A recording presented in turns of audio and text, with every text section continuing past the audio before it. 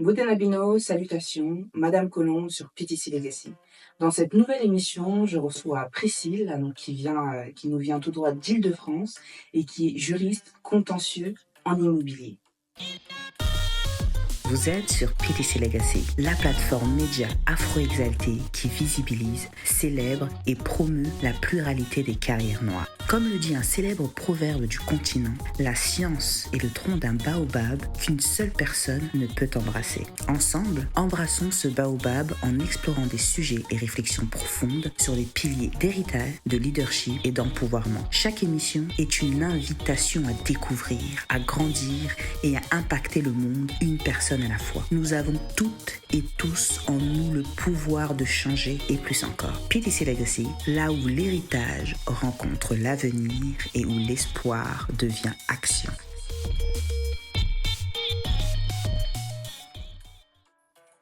Beauté, Priscille, Bonjour Colombe. comment vas-tu? Je vais bien, merci, toi. Ouais, ça va.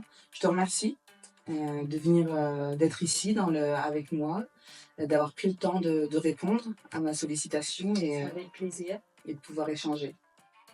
Avec plaisir en tout cas que je suis là et je te remercie aussi pour l'invitation. Là, je me sens honorée de venir partager mon parcours Mhm. et j'espère que ça va être bénéfique pour la communauté en tout cas. J'en suis sûre. Ok, ça marche. Première question, qui es-tu? Que fais-tu? Alors, donc moi c'est Priscille, je suis actuellement juriste dans une grande entreprise de France. Donc moi je suis dans le domaine de l'immobilier, plus précisément dans le recouvrement et le contentieux. J'ai fait des études de droit. Donc j'ai une licence de droit que j'ai eue à l'université de Rennes 1. D'accord. Et après, j'ai eu un master 1 en droit privé général. Entre-temps, bon voilà, j'ai eu un petit problème personnel. En fait, j'ai perdu mon papa. J'ai fait une petite pause dans mon parcours scolaire et après, j'ai rebondi et je me suis dit, pour rebondir dans le monde professionnel, je voulais en fait passer par la case alternance pour avoir un pied dans le monde du travail. Donc, c'est ainsi que j'ai intégré en fait une école d'immobilier en Île-de-France. J'ai fait 2 ans en alternance, donc j'ai repris du coup un master 1 et un master 2, comme ça c'est plus complet. Et donc je suis diplômée aujourd'hui en immobilier et en fait moi ma spécialité, donc je me suis dirigée vers tout ce qui était contentieux parce qu'en fait à l'époque quand j'étais à la faculté de droit, tout ce qui touchait au pénal, j'aimais bien en fait. Donc voilà, aujourd'hui ça se passe bien. Ça fait 2 ans que je suis dans cette entreprise en CDI. La première année, en fait, j'étais non cadre. Ok. Et il y a 1 an, on m'a passé cadre. Visiblement, je travaille bien. Donc voilà, ça a payé et c'est le statut que j'ai aujourd'hui. Félicitations, merci Merci. pour cette explication. Et en fait, ça consiste à quoi être juriste dans le contentieux et dans l'immobilier pour essayer d'un petit peu capturer le tout? C'est quoi tes missions? Aujourd'hui, en fait, c'est d'aider le bailleur à ne pas perdre de l'argent. C'est-à-dire qu'en fait, le bailleur pour lequel je travaille aujourd'hui, il loue des logements D'accord. à des personnes, voilà. Et les personnes ont... Après, c'est un tout petit panel, mais il y a des personnes qui ne payent pas leur loyer. Et donc forcément, c'est un manque à gagner pour le bailleur. Donc en fait, moi, mon rôle, ça va être d'engager des procédures. Donc je vais être intermédiaire et interlocutrice avec des commissaires de justice, anciennement appelés huissiers. Oui. Voilà, c'est les nouveaux noms en gros.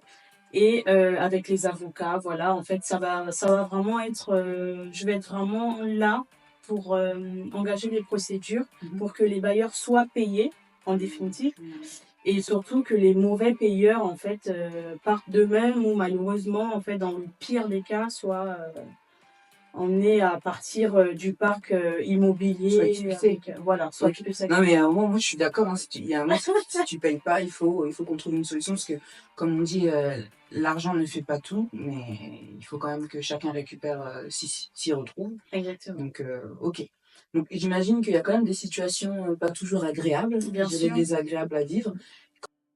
Comment tu gères cette partie Alors, à savoir que moi, j'ai un responsable au-dessus de moi. Ok. Donc, en général, c'est quand même lui qui prend le relais quand ça peut déraper. Ok. Mais en général, on essaye quand même d'être à l'écoute parce qu'on passe par une grosse crise, je pense, déjà depuis le Covid.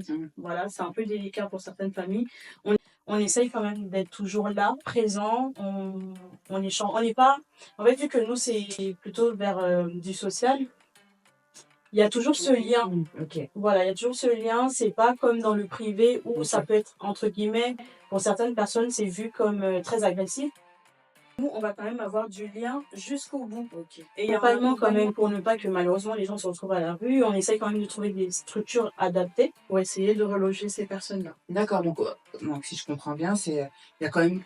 Donc oui, là, c'est des personnes qui ne sont plus en capacité de payer leur C'est loyer ça, depuis une courte période ou depuis une longue période. c'est ça, Mais en fait, c'est pas juste on vous met dehors. c'est ça, exactement. C'est OK, qu'est-ce qui se passe qu'est-ce qui fait que comment on peut vous accompagner C'est et ça. comment on trouve un terrain d'entente. Exactement. Ok. Après, ça, c'est parce que justement, moi, je me suis dirigée vers le social. Parce que D'accord. j'ai aussi fait du privé et je trouvais effectivement que c'était plus difficile en tout cas. Donc, moi, je me suis dirigée vers le social par contre, tout ce qui est accompagnement, ça va pas être moi. Moi, c'est vraiment les procédures. Mais par contre, si par exemple, il y a un résident qui m'appelle et me dit, voilà, madame, je suis désolée, j'ai des difficultés à payer, comment je fais, etc., je vais le rediriger vers la personne adéquate pour trouver. Ok. Ok. Ouais. Et qu'est-ce qui t'a fait choisir entre le privé justement et le social? Alors, donc j'ai eu une première expérience, donc, comme je disais tout à l'heure, dans le privé. Et je me sentais, c'est pas que je me sentais pas à ma place, je trouvais que c'était effectivement un peu difficile. Dans le sens où c'est un peu plus violent. Vraiment, dans le privé, c'est les intérêts, point, en fait. C'est pas, en gros, on essaye de trouver des solutions avec le local. Soit tu payes, soit tu payes pas, tu pars. Il est où l'argent? Exactement, en fait, c'est ça. Et je trouvais que c'était un peu difficile par rapport à moi, en tout cas mes valeurs et autres. Donc je me suis dit non, je ne veux pas aller vers ce volet-là, je vais plutôt aller du côté social et voilà. Justement, c'est intéressant que tu parles de valeurs. C'est un sujet que je garde un petit peu sur le côté, D'accord. je t'en parlerai après. Euh, Moi, j'aimerais savoir un peu, Priscille, d'où tu viens. Ok. Parce que là, c'est aujourd'hui et c'est génial. Mais voilà, t'es passé par quoi? D'où tu viens? Où t'as grandi? Et comment tu t'es retrouvée en Île-de-France? Parce que j'ai entendu qu'il y avait eu du Rennes au passage. Exact. Donc ça veut dire qu'il y a eu tout un cheminement. Est-ce que C'est tu ça. peux nous raconter un petit peu? Alors, donc moi, initialement, en fait, j'ai trois nationalités. Je suis gabonaise, béninoise. Oui, voilà. Ok. Et je suis née, j'ai grandi au Gabon, à Libreville plus précisément, dans la capitale. Et j'ai fait mes études en fait au lycée français. Voilà.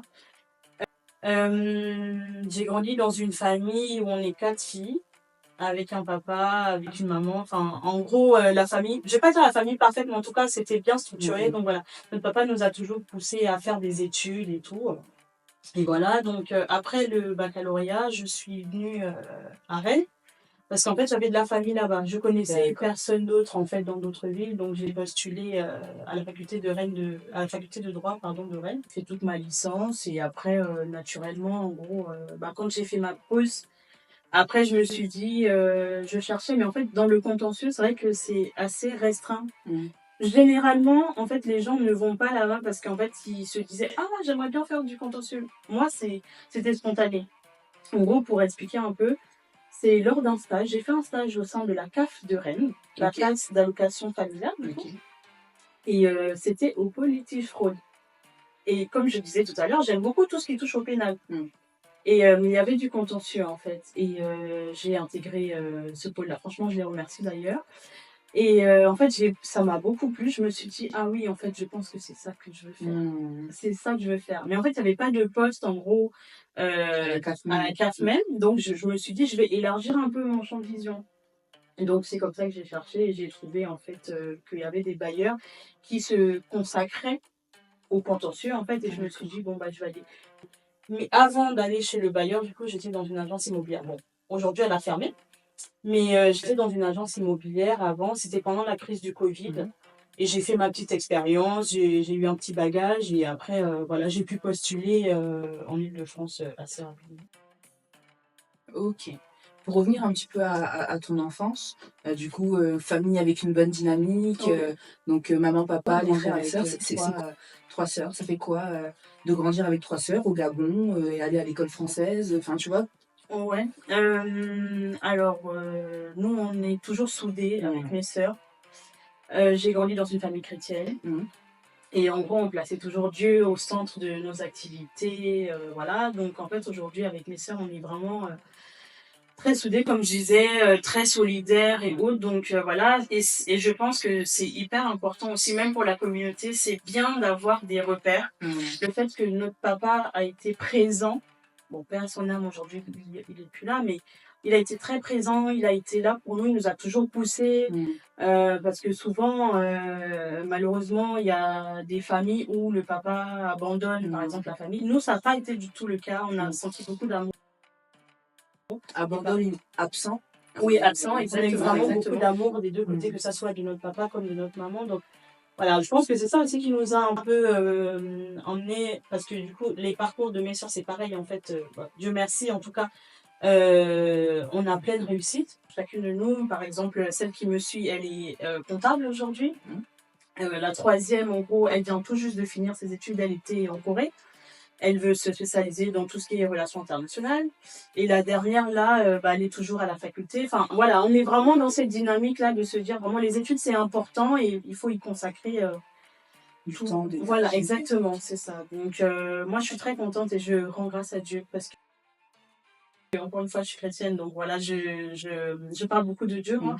Mais Très contente parce qu'effectivement, qu'effectivement, j'ai eu une famille, un cocon mmh. où j'ai toujours senti qu'en fait j'étais aimée, écoutée, Mmh. poussée, etc. Et voilà, donc c'est un peu ça. OK, je trouve ça intéressant, parce qu'aujourd'hui, dans les dynamiques de manière générale, on décrit le narratif qui est fait à tort parfois, dans certaines familles, Mmh. et à raison dans d'autres. Donc là, on va dire à À tort tort dans la dynamique qui est tienne. assez, Oui. patriarcale, où, c'est, le le la dictature, heu, Pas où, du tout, en tout cas. vraiment, c'est comme ça, parce qu'on a beaucoup de codes, on Oui, a c'est beaucoup de traditions, bien sûr. et parfois le poids de ceux-ci peuvent être compliqués. Mais là, moi, Bien sûr. ce que j'entends, c'est que non, en fait, toi, tu as eu tout l'espace pour être qui tu voulais être et pour Franchement. pouvoir, Franchement, oui. Et en plus, généralement, quand on est encore en terminale, par exemple, on pense à plein de choses. Moi, je savais déjà un peu. En fait, j'avais une vision. À un moment donné, je voulais être hôtesse de l'air. À un moment donné, je voulais être gendarme, par exemple. Et à un moment donné, je voulais être magistrate. Et en fait, oui, voilà, c'est un peu. OK. Voilà. Et en fait, je crois que c'était aux portes ouvertes. Oui, c'est ça. C'est comme ça qu'on appelle ça, je crois. En fait, c'est un forum où on découvre les métiers. Voilà, c'est ça. Et en fait, Forum, porte ouverte, c'est là où tu vois exactement, plein il y a tous de les oui, métiers, tout, voilà. Et en fait, c'est j'ai là que j'ai écouté un peu les parcours de certaines personnes qui venaient un peu donner leur témoignage. Et je me suis dit, ah oui, en fait, finalement, je pense que je vais me diriger vers la fac de droit. Et voilà, ça s'est fait comme ça. Je suis arrivée à la fac de droit. Contrairement à d'autres, malheureusement, qui n'accrochent pas, moi, par exemple, j'ai tout de suite accroché. J'ai su que c'était la voie vers laquelle je voulais aller. OK. Donc, voilà. Et tu as grandi au Gabon? Oui, Donc tu es venue, en étant grande, ici, donc c'est ça. c'est-à-dire que, tu as pu voir l'Afrique de l'intérieur, C'est ça. tu as pu voir le Gabon de l'intérieur et tu as pu voir aussi la France de l'intérieur, tu vois? L'Europe Bien de sûr. l'intérieur. Donc toi, Priscille, qui a vécu justement dans cette double culture française aujourd'hui Mhm. et gabonaise, quelles sont les valeurs de ton éducation qui t'ont été inculquées, que tu continues à perpétuer aujourd'hui? Mhm. Et quelles sont celles que tu t'es forgées toi-même? Parce que ça, je trouve ça intéressant Bien d'avoir sûr. cette double vision. Je dirais que, en fait, comme je le disais tout à l'heure, la place de Dieu pour moi Mmh. a vraiment une importance. Après, au fil de l'eau, je me suis rendu compte qu'il fallait pas tout remettre à Dieu non plus. Parce qu'en fait, nous aussi, on a notre part de travail à mener. Et donc, en fait, je dirais que donc il y a la place de Dieu. Dieu, il nous guide comme il peut, etc. Et moi-même aussi, j'ai dû, en fait, me rendre compte qu'il fallait que je me batte par moi-même, etc. Euh, nos parents nous ont enseigné d'être toujours à l'écoute des autres, aider les autres sans toutefois s'oublier, parce que souvent on s'oublie. Et puis voilà, et moi je pense qu'aujourd'hui en fait c'est important de se dire qu'en fait seul on va. Je voudrais citer, mais en fait là ça me revient pas. Je sais exactement de quelle phrase tu veux dire et je sais pas non plus. Seul on va vite, je crois, et À deux, enfin à plusieurs, on va plus loin. c'est ça, c'est quelque chose comme ça. Oui, mais Exactement. j'ai pas le. Quoi qu'il en soit, c'est pas très grave. Donc je disais tantôt que en fait aujourd'hui voilà, c'est de se dire que peu importe les personnes qui cheminent avec nous, elles peuvent aller jusqu'au bout de notre mission, par exemple sur cette terre, ou pas.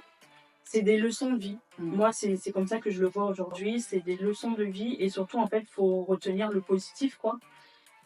Et toutes les personnes qui ont transité dans ma vie, en gros, ont été un plus, en fait. À un moment donné, c'était des leçons, c'était une façon pour moi de grandir, etc. Ça m'a challengé aussi dans mes émotions. Aujourd'hui, ça fait la personne que je suis, en gros. Donc voilà, c'est toutes ces valeurs-là qui représentent Priscille aujourd'hui. Je suis fière de dire que voilà, je suis pas parfaite, attention, pas du tout. Voilà, personne ne l'est, mais j'essaye de faire de mon mieux tous les jours en fait, en essayant de voilà, je cherche pas à piétiner les autres, je cherche pas à être mieux que quiconque, j'essaie juste d'être moi, de remplir la mission qui m'a été donnée parce que je sais où je veux aller. Et d'aider en fait au maximum les personnes qui ont besoin de moi, bien entendu. Après, voilà, tu me demandes de l'aide, je t'aide comme je peux, et puis on voit en fait, en gros, si on peut faire un bout de chemin ensemble ou pas, ou si j'ai accompli la moindre petite chose dans ta vie et que voilà, ça a été positif pour toi, tant mieux. Voilà, je pense que je suis arrivée à un stade de ma vie où c'est chill en fait. Voilà. Donc voilà. Non, je trouve ça intéressant. Moi, ce que j'entends, tu me diras si j'ai bien compris. Tu as vécu dans une famille aimante, dans une famille où tu as pu apprendre à être qui tu voulais être et tu as pu rêver. Parce que tu vois, j'ai vu que tu avais plusieurs idées, hôtesse de l'air, gendarme, magistrat, etc. Où tu as pu profiler et faire toi-même tes propres choix. Et avec voilà, l'amour de tes deux parents, l'amour de tes frères et non, sœurs, pardon. Mes sœurs, donc ça, je trouve que c'est déjà un point, parce que parfois, ça, comme je te disais tout à l'heure, ça peut manquer. Et c'est ce qui fait aujourd'hui, peut-être que tu as cette confiance que d'autres n'ont pas, que tu vois, que tu sais protéger ton énergie, parce que ce que j'entends aussi, c'est que oui, tu es dans l'écoute, mais comme tu as dit, il faut aussi penser à soi. Il faut penser à soi aussi. Ça, parfois, on peut l'oublier aussi. Bien sûr. Donc, je voulais juste rebondir sur la famille aimante. Ce qui a été aussi une force pour nous, c'est qu'en fait, on a grandi dans une famille où on parle le langage des signes. Et mes soeurs et moi, en fait, on a baigné dans ça et on était dans une association de sourds et muets où on échangeait. En fait, ces gens-là sont devenus des oncles, des tantes pour nous, en fait. Et voilà, on parlait le langage des signes et moi je sais parler. Après, je crois que c'est pas le même langage des signes en France parce que c'est le langage anglophone. Ah oui, ici en France c'est le LSF. C'est ça, exactement. Mais il y a des similitudes. Hein. Mais voilà, en fait, depuis toute petite, moi justement, ça rejoint un peu ce que je disais tout à l'heure, aider les autres, chercher à vouloir être dans la solidarité et autres. Donc voilà, je sais en plus du français. Je dirais pas trop l'anglais parce que voilà, je me dis oui, mais bon, c'est pas trop ça. Mais le langage des signes, je sais le parler et en fait, ça a été vraiment une force aussi pour nous parce que on a aussi vu le handicap d'une autre façon. En fait, notre papa nous a éduqués de sorte à ne pas juger, ne pas faire de différence entre des personnes en gros bien portantes, qui entendent, qui parlent et les personnes qui parlent pas, quoi, parce que c'est vrai que malheureusement aujourd'hui en Afrique c'est pas encore très développé les institutions qui sont dédiées aux personnes sourdes et les personnes handicapées, même les aveugles et autres. Et je trouve qu'en France c'est pas mieux. Hein. Pour oui, mais on parle en termes de visibilité, Oui. de vulgarisation. Oui, bien sûr, oui. Voilà, c'est pas non plus. Mais donc j'imagine chez nous en Afrique, là où on a du mal avec ce qui n'est pas commun. Quand je dis C'est pas ça. commun, ce qui sort de la norme, c'est-à-dire un homme, une femme valide avec la parole. Parce que on sait l'oralité chez nous dans la transmission. C'est important, ouais. bien sûr, évidemment. Mais après, je trouve que ça bouge un tout petit peu. Après, bon, on va dire que c'est les petites actions qui font les grandes choses, mais voilà. Donc c'était pour ça que je voulais rebondir, c'était de dire que ça a été aussi une force aujourd'hui qui fait que en fait, peu importe les obstacles, peu importe les choses dans la vie, en gros, on prend les choses du bon côté dans le sens où voilà, on a vu des personnes vivre certaines choses assez difficiles, même parce que c'est vrai que ils sont marginalisés pour certains, hein, les personnes. Pour les personnes sourdes et muettes, sont marginalisées. Si t'as pas un interprète à côté pour essayer de t'aider, enfin, c'est assez compliqué. Et donc voilà, c'était un peu, c'était ce que je voulais rajouter. Pardon. Je trouve ça intéressant parce que ça veut dire que dans l'amour dans lequel tu as grandi, il y avait quand même de la différence. Oui. Et il y avait l'amour, donc ça veut dire que tu as appris des jeunes à aimer les autres comme ils sont, avec leurs différences, et pas leur rappeler leur altérité, tu vois, mais c'est trop. Ok, ça je trouve ça Au Gabon. hyper intéressant. Et juste que Gabon, c'est l'Afrique, hein, ça c'est en Afrique. Bien sûr. Comment le fait que tu aies c'est un parent, du coup, bien sûr, oui. le fait que tu aies un parent avec un handicap, par rapport à tes amis, par rapport à ton école, par rapport. Comment ça se passait? Alors, à vrai dire, comme c'était du privé, on ne l'extériorisait pas, on n'en parlait pas, voilà. Et puis souvent, tu sais pas quelles sont les réactions des enfants en face de toi, etc. Voilà, mais en grandissant, justement, en fait, on s'est rendu compte qu'il ne fallait pas forcément. Je dirais pas que c'est de la honte, mais c'est juste de se dire comment l'autre va percevoir la chose.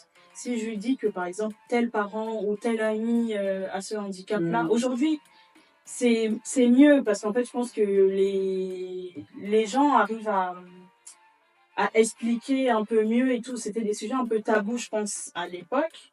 Mais en fait, voilà, moi, personnellement, j'ai pas eu forcément de problématique. J'ai pas eu à le dire comme ça. Coming out.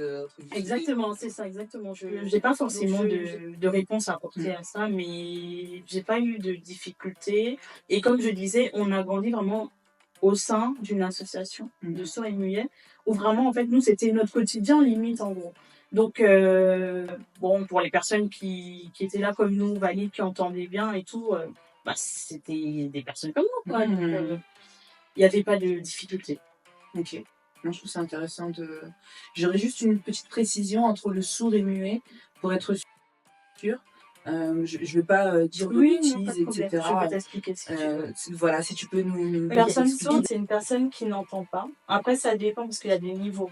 Il y a des personnes qui vont pouvoir porter un appareil auditif et ils vont pouvoir entendre des sons, voilà, la voix de quelqu'un. Et il y a des personnes qui peuvent être sourdes, mais totalement. Ça veut dire qu'en fait, dès la naissance, et c'est le cas justement de la personne de notre famille, sourde totalement, qui n'entend pas depuis la naissance, et peu importe les traitements, ça n'a jamais abouti. Bon, bah voilà, c'est tout. Et le muet, c'est quelqu'un qui ne peut pas parler. Donc, des fois, il peut y avoir les deux. La personne n'entend pas et ne parle pas, ou soit il peut être muet, mais il entend quand même. D'accord. Ou l'inverse, il peut ne pas entendre et parler, mais c'est très rare. Enfin, nous, dans notre cas, en tout cas, c'était sourd et muet, les deux. Voilà, donc c'était vraiment que par le langage des signes qu'on arrivait à échanger. Ok, merci.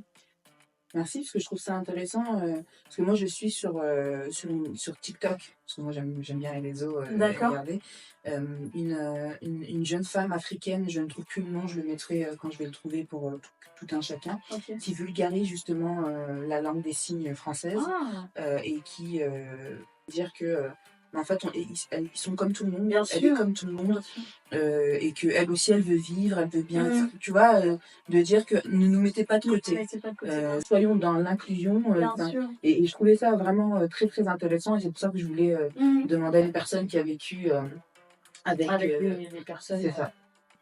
ils sont pas plus différents que nous, hein. Enfin, moi, j'ai vu, on a grandi, comme je disais, des tontons, des tatas, ils vont travailler. Il y en a qui sont menuisiers, il y a des couturiers, Voilà. il y a même une école de sourds. Ok. Voilà, bon, c'est à l'initiative de mon père. Il a ouvert justement parce qu'il voulait sensibiliser à la cause. Donc, il a ouvert une Waouh. école et tout. Et de base, c'était bénévole. Après, le gouvernement a commencé à s'intéresser à la problématique parce que justement, ils ont vu que c'est vraiment une cause importante, quoi. Et donc, voilà, il y avait des enfants qui venaient, même des adultes, hein. L'objectif, c'était de leur apprendre à écrire. Et voilà, en fait, ils ont passé, je sais pas si, il n'y a pas ça ici, je crois. Après le CM2, il y a un examen qu'on passe en tout cas au Gabon. Je sais pas si c'est partout en Afrique, mais mon papa s'est beaucoup battu pour que ces gens-là arrivent à un certain niveau. Et après, justement, le niveau d'après, c'était le brevet et autres. Il y en a qui arrivent, hein, vraiment jusqu'au baccalauréat, mais il y en a, ils ont eu des opportunités récemment. Ils vont du Sud pour se former et autres. Ok. Donc vraiment, ils sont dans un parcours et il faut les aider dans ça, en fait. Sensibiliser les gens et surtout que les parents ne perdent pas espoir en se disant oui, mais moi, mon enfant, voilà, il est handicapé. Ok, d'accord. Certes, c'est difficile, c'est vrai. C'est pas encore au niveau où on voudrait que ça soit, notamment en Afrique. Je pense qu'il faudrait que les gouvernements se mobilisent un peu plus. Il faudrait faire entendre les voix. Mais en tout cas, voilà, je pense qu'il y a des structures quand même qui sont adaptées et il faut les accompagner, ces gens-là. Je pense qu'ils demandent juste de l'aide, en fait. Voilà. Moi, ce que je retiens, parce qu'en termes d'héritage, qui est quand même l'un des piliers du média, c'est que ton père, donc, est-ce que c'était ton père qui était sourd et muet? Non, c'était pas mon père. D'accord, ton père qui a vraiment pris le... C'est ça. En fait, en gros, ce qui s'est passé, c'est qu'il y a un missionnaire américain. Il venait de l'Amérique, qui est venu au Gabon. Et en fait, visiblement, il était très intéressé par la cause des sourds et muets. Et quand il est arrivé, il a fait la rencontre de mon papa. Mon père a commencé à s'intéresser à la cause des sourds et muets. Et donc, il y avait des livres avec l'alphabet et tout. Voilà, il a commencé à s'intéresser, etc. Et c'est de là, justement, pas tout seul. Hein. Je veux pas qu'on pense que voilà, on lui jette toutes les fleurs et tout. Non, pas du tout. C'est juste qu'il s'est intéressé à la cause avec d'autres personnes. Et moi, c'était mon père, donc forcément, je le mets en avant. Mais en gros, avec d'autres personnes, en gros, ils se sont dit pourquoi pas ouvrir une école des sourds et muets, justement, essayer de rassembler. Voilà. Et en fait, de bouche à oreille, il y a eu du bouche à oreille et les gens commençaient à dire ah mais oui mais moi je connais telle personne qui voilà il est à la maison il ne fait rien 7 ans par exemple 8 ans le petit gamin il est à la maison il va pas à l'école etc et tu vois tous les jours il voit ses frères et sœurs partir pourquoi pas lui et donc c'est comme ça qu'en fait petit à petit les gens ont commencé à s'intéresser au projet et ils sont venus et voilà. Waouh, moi je trouve qu'en termes d'héritage, de mise en place, de choses actionnables, vraiment pour aider la communauté, ça je trouve ça vraiment... Il faut que chacun apporte sa pierre à l'édifice en vrai. Hein. C'est que comme ça qu'on va réussir à aller loin. Quoi, comme je suis d'accord. Voilà. Je trouverai le nom de la personne qui a dit ça et je le mettrai. Parce que c'est une phrase que je dis souvent, mais j'ai pas de... Je voudrais rebondir aussi sur une chose que tu as et que j'ai trouvée très pertinente. C'est les personnes, et je vais résumer un petit peu, les personnes qui t'accompagnent, que tu peux aider, qui t'accompagnent dans ta mission de vie, etc. Moi, je résume ça aussi. Il y a des personnes qui sont là pour des saisons dans ta vie. Bien sûr. Bien sûr. Ils vont durer 1, 2 saisons. Quand on regarde, il y a des séries qui durent 20 000 saisons. Tu te dis, mais quand est-ce que ça va terminer? Mais dans chaque connexion qu'on fait avec une personne, on apprend, on expérimente. Et chaque personne, en fait, si elle passe sur notre route, c'est parce qu'il y a justement un message qui a bien été livré. Et là, tu vois, dans le message que ton père il a laissé, tu vois, dans l'héritage qu'il laisse, je trouve que le fait de s'intéresser à l'autre et à une cause qui nous-mêmes ne nous touche pas directement en propre, je trouve ça assez impactant, et c'est-à-dire que ce qu'il a fait, même après lui, ça perd. Bien sûr. Et bon, après, nous, aujourd'hui, on est en France, mais je sais qu'une de mes sœurs, par exemple, à l'époque, elle voulait que ça se perpétue. Bon, après, ça continue avec d'autres personnes, mais elle voulait, par exemple, reprendre le projet de mon père et justement contribuer, agrandir, pourquoi pas, etc., la mission concernant les personnes sourdes et muettes. Effectivement, c'est un héritage. Et même nous-mêmes aujourd'hui, c'est vrai que quand on est confronté à certaines choses, Et on le saura toujours jusqu'à la fin de nos vies, ce sera le cas.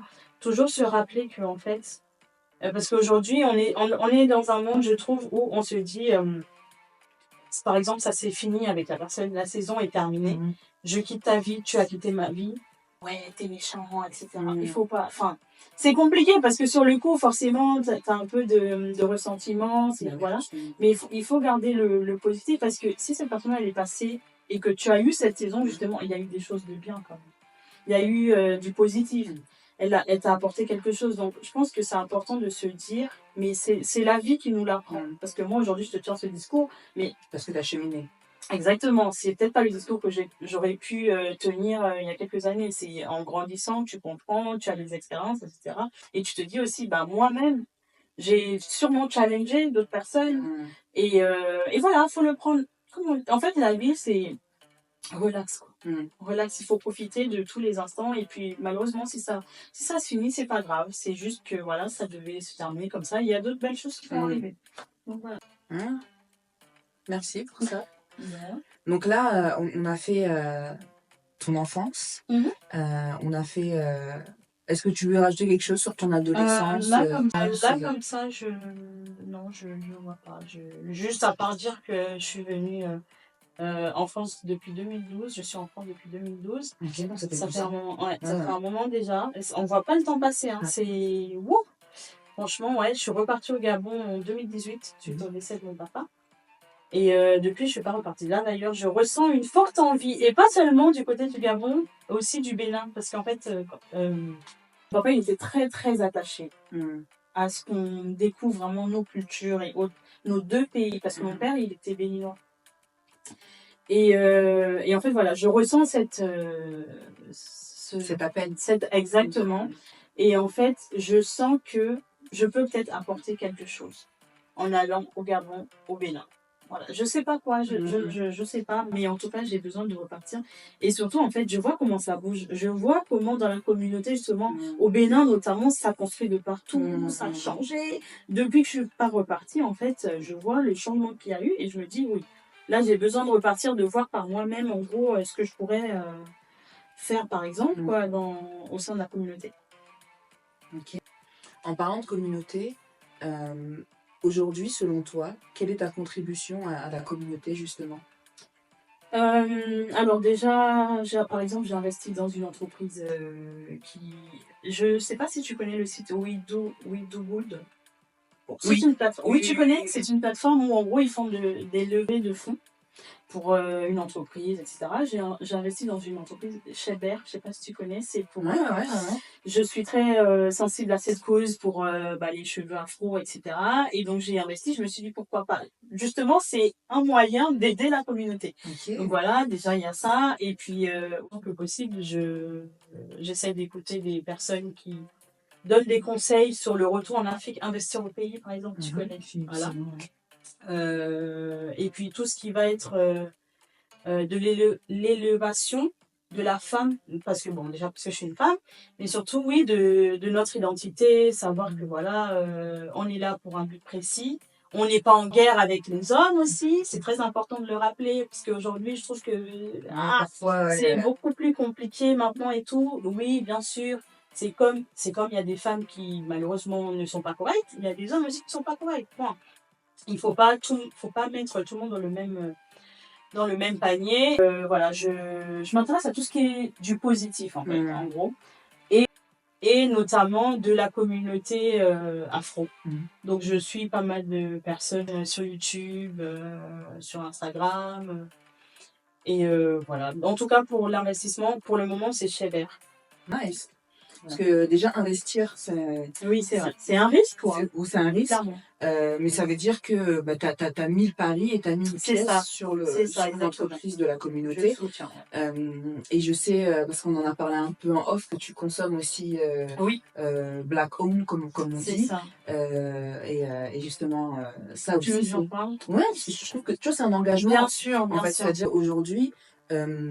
donc oui, il y a l'aspect carrière, on va revenir dessus dans le cheminement, mais c'est-à-dire que ton ambition et ta volonté, tu vois, tu mets de l'intention, c'est pas de l'ambition, c'est intentionnellement, tu consommes Bien sûr, dans les personnes de la communauté et tu fais confiance. il faut. Donc ça, je trouve que ça mérite d'être... Il faut, c'est important, je pense que pour une communauté forte aussi, qui n'est pas non plus dans la comparaison avec d'autres communautés, mais juste en gros, se dire qu'est-ce qu'on peut faire pour améliorer les choses. Parce que malheureusement, aujourd'hui, l'image qu'on a de la communauté, c'est pas forcément du positif. Et en fait, c'est à nous, à chacun de nous, d'apporter du mieux. Et donc, pour revenir à ce que je disais tout à l'heure, par exemple, prendre un exemple tout bête, l'année dernière, je savais pas quoi offrir à ma petite nièce. Du coup, ma sœur a une petite fille. Quel âge? Elle a 3 ans. Et je me suis dit, ah bah tiens, je lui offrirais bien une poupée. Little Nappy? Non, Non. non, c'est une. Je me souviens plus du nom, mais en fait, je suis passée par une autre dame qui. Elle s'appelle Vegetal Dreams. Oh, Tu... ça, bien sûr. Ah, bon, voilà. Et en je fais une dédicace. C'est vrai? Ouais. Vegetal Dream, elle comprendra. Ok. Parce que c'est ce que je lui dis souvent quand je parle. D'accord. Ouais. Ok. Et en fait, en gros, elle avait loué un espace ce jour-là pour vendre ses produits. Et à ce moment-là, il y a une dame qui vendait ses poupées. Et l'avantage, c'était qu'en fait, elle pouvait écrire le prénom de ma petite nièce dessus. Et je me suis dit, comment je pourrais soutenir? Et ben voilà, tiens, je vais acheter une poupée. Et c'était pendant les fêtes de Noël, en gros. Et voilà, donc du coup, j'étais passée dans la boutique de Vegetal Dreams, que je crois qu'elle avait pris du beurre de karité ou quelque chose comme ça. Son savon noir est génial. Ah oui. Oh. Et voilà. Moi, je consomme. Moi aussi, j'aime D'accord. le consommer. Ok. Pas tout, parce que je ne trouve pas tout. Là, mon blush, c'est AMS Beauty. Ok. Ensuite, Juvias Beauty, tu vois. Ok.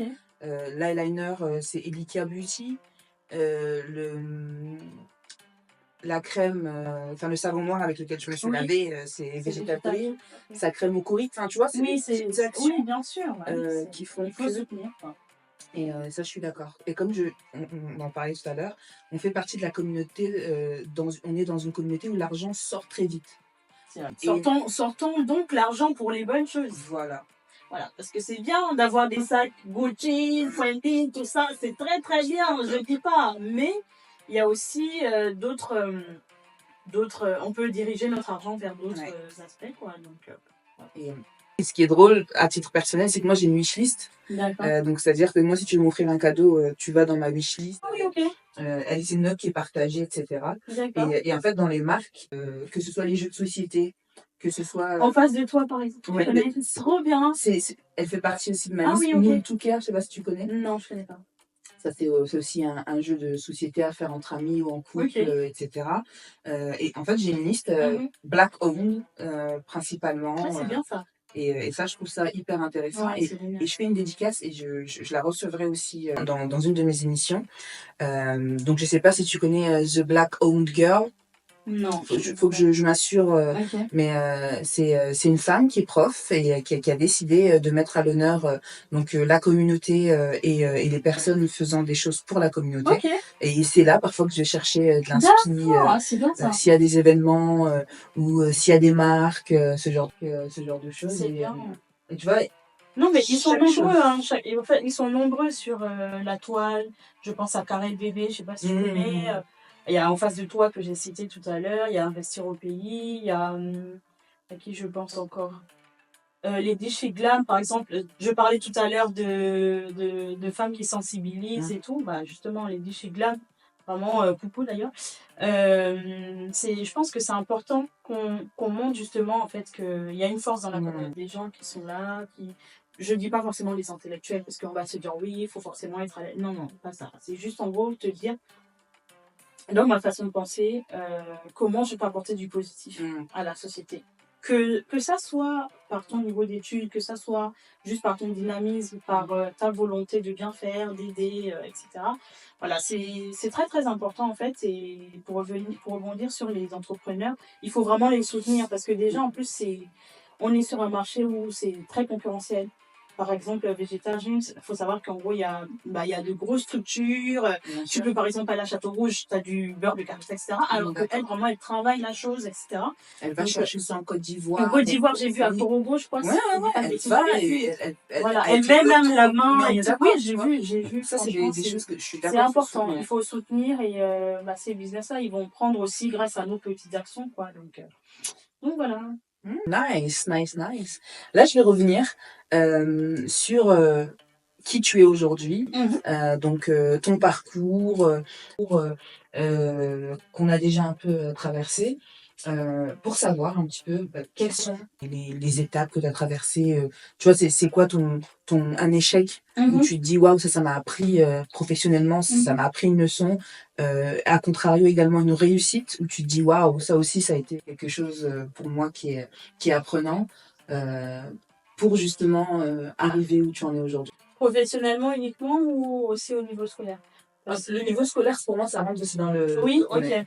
Parce que à la faculté de droit, je sais pas si vous savez, alors je vais peut-être pas comparer à la médecine, mais c'est très dur. Très très dur, faut avoir un mindset, faut pas aimer la bringue. Ou alors si tu aimes, c'est que tu es très intelligent et tu peux allier les deux. Et forcément, moi j'étais très intéressée par le droit, mais je me suis heurtée à des obstacles, bien entendu, et tout. Mais en réalité, voilà, ça m'a forgé. Là, comme ça, pour mon parcours scolaire, j'ai vécu une situation assez difficile dans la mesure où, heureusement pour moi, j'avais travaillé assez pour valider mon année et en licence 3. Mais en fait, j'ai failli ne pas l'avoir parce que j'avais une chargée de TD à l'époque. Je pense qu'elle devait pas, soit elle devait pas m'attendre. Je veux pas tout de suite crier au racisme parce que voilà, enfin c'est délicat aujourd'hui. On parle de racisme pour tout et rien. Je ne veux pas être dans ce discours-là, mais en fait, je ne comprenais pas. Je faisais des travaux avec des camarades de classe. Mes camarades de classe, on sortait toujours avec des merdes. Mais vraiment, les travaux qu'on faisait ensemble. Collectif. Exactement, C'est-à-dire collectif. Personne ne peut savoir qui a fait plus que... Exactement, Ok. exactement. Et moi, en fait, je me tapais toujours les mauvaises notes. T'imagines? Parce qu'en plus, en 3, en fait, tes notes de TD comptent quand même. Voilà. TD, travaux dirigés? Travaux dirigés, pardon, exactement. Et j'ai eu un cours moral, hein. Je te cache pas qu'à un moment donné, je me suis dit, est-ce que ça vaut le coup de continuer? Parce que bon, c'était quand même une matière avec un gros coefficient. Et je remercie quand même cette chargée de TD-là, tu vois, comme quoi, parce que, en fait, ça m'a permis de me rebooster. En gros, ce qui s'est passé, c'est qu'un jour, en amphithéâtre, je suis allée voir la responsable de la matière et je lui ai expliqué mon problème. Donc, je lui ai dit, madame, voilà ce qui se passe, je comprends pas, je travaille.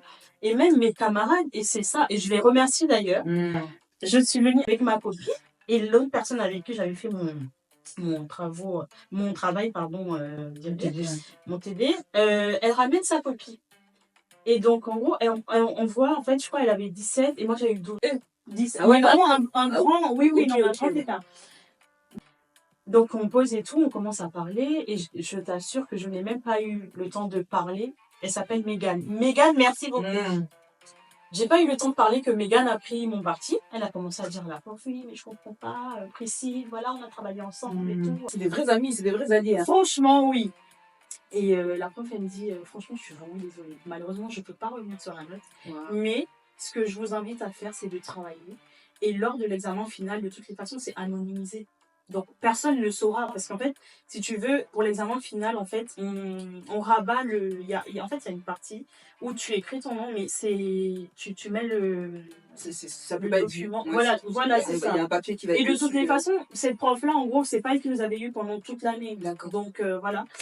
Et au final, je crois que j'ai eu 13 ou 14 en gros dans la matière et tout. Mais en fait, tu vois, là, je te parle de 12. Mais j'ai eu des 8 avant ça. J'ai eu des notes vraiment catastrophiques. Non, mais tu t'imagines quand même l'impact que ça peut avoir psychologiquement. Mais vraiment, oui. Et puis même, tu as travaillé autant que les autres. Exactement. À charge égale potentiellement, exactement. Tu vois. Pour que ta collègue Mégane... C'est bien, Mégane. Et pour que ta collègue Mégane vienne prendre ton parti, c'est qu'il y a un moment, le collectif était bien présent. Mais ça parlait beaucoup, parce que après, j'étais la seule noire, tu vois. Mais j'ai pas senti forcément... Il fallait commencer par là. Ah oui, bon. Non, mais il y a des biens conscients. En fait, avec mes camarades, ça se passait bien, tu vois. Et puis même, la chargée, elle était hyper gentille avec moi. Du coup, je comprenais pas. Et c'est pour ça, à chaque fois, j'allais la voir, je me disais, madame, je comprends pas pourquoi vous mettez cette note-là. Mais c'était quoi ça justification? Elle n'arrivait pas à s'expliquer, c'était ça le pire. Non, mais... Et une fois, comme je voulais absolument savoir, elle m'a dit, mademoiselle, vous arrêtez tout de suite, sinon je vous mets un verre. Alors, j'ai dit, ok, d'accord, je laisse, pas grave et tout. Mais tu sens vraiment l'injustice et tout, machin. Et c'est là que tu repenses à quand ton père, il te dit, c'est pas grave, laisse à Dieu et tout, machin, prie. Bon, parce que voilà, moi, je suis dans ce truc-là.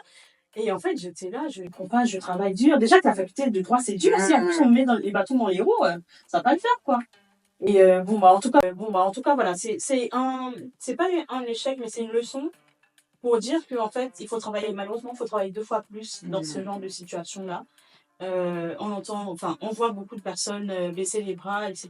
Non, moi, je suis la preuve vivante que justement, il faut oser, faut pas se démotiver, il faut se dire, ok, tu veux me dire que, enfin, toi, tu penses que tu vas me mettre plus bas de terre? Non, en fait, je vais te montrer que pas du tout. Au final, j'ai validé et en plus, j'ai même validé avec mention assez bien. Oui, madame, mais non, mais tu vois, ça veut dire que malgré, quand c'est destiné, Exactement. quand tu te prépares et que tu mets les actions derrière,